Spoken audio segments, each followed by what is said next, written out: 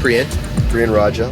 He's stiff on camera and doesn't do this often, so yes, he's a lot more relaxed in person. This is Helen, who is our good wife, our brand new sister. Sister-in-law.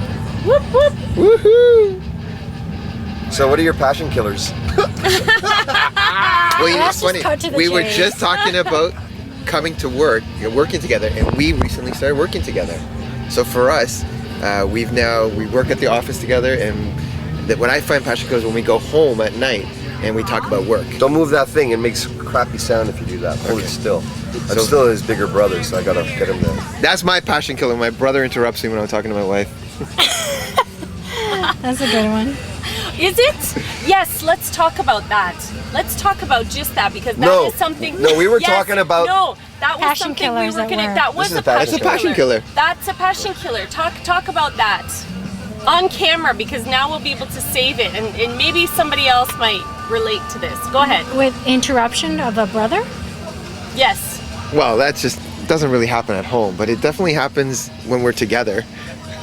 Well, you and your brother? Yeah, telling me what to do, or looking at something and saying, oh, why are you eating that? Or just, you know. Wait, he's talking about himself. I'm talking about myself. That's what he does. That's a passion killer. So is that a passion killer? What is a passion? Yeah, what like when you're telling me what to eat or not to eat, or I learned that from my brother. That's a passion killer. Well, going back to the work situation, I would definitely say we spend a lot of time together, but it's because like when this is my passion killer. I gotta interrupt. Is that when we're in bed and we're starting to kiss? Hold on, I gotta tell you this. When we're in bed and we're starting to kiss. Prime example. No. When we're starting like in bed. You're getting this real life coming to you in a real life situation. Back to my them. favorite is when we're in bed and all of a sudden we're cuddling and all of a sudden she'll bring up something from the office. That is my passion killer. Okay, my passion killer. Okay, I'm not even hearing that because you were in the midstream of saying something, so I put that on hold. Thank you. Well, now I forgot what we were talking about. It'll come back. What's a passion killer? Yeah, a passion killer for me definitely for work is when I have a lot of tasks that I have to do. I get in one mindset, and if I don't have them all complete, then I can't really relax and like enjoy because I'm still thinking about it.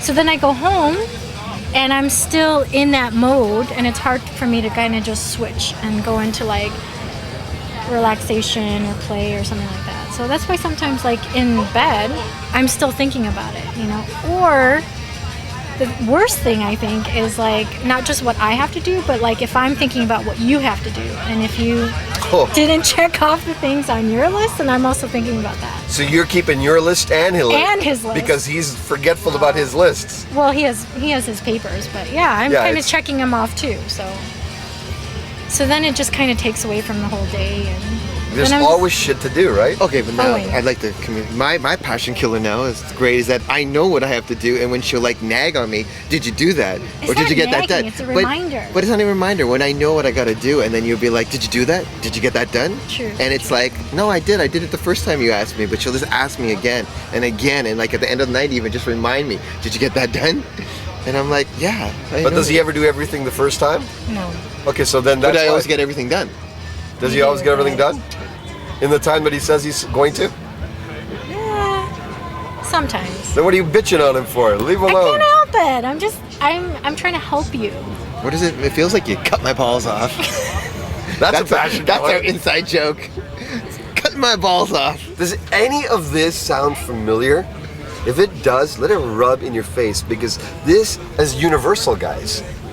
You know, it's not, what I found out from being with so many couples, right, in our show here, is that this is not, like, irregular. This is so many people. Not everyone, of course, right? But there's so many people. Because nowadays, so many couples have to work together. It's like the back in the old days where, you know, one person can work. A lot of people have to work or choose to work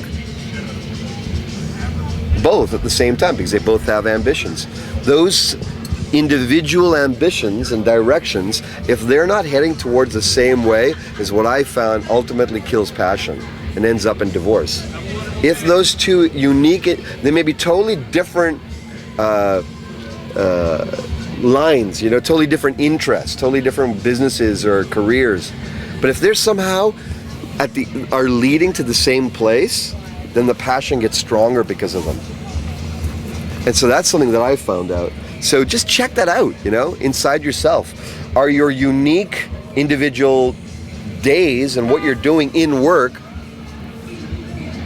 heading towards the same place? And if you don't know where you're heading to, then that I have found is not an immediate passion killer, but it's like a deep passion killer. It's one that's underlying, a insidious one that works on you. And you don't even know it. It's like a worm, like inside of you, because you don't know where you're going together. And I have an idea. What if after your day is done, you do whatever it takes? So for instance, for you, Helen, you would do whatever it takes to relax your body. And Priyen, you as well, you know, do whatever it takes to cool off after the day. When you get back together, have it be that you are like a mutual appreciation society.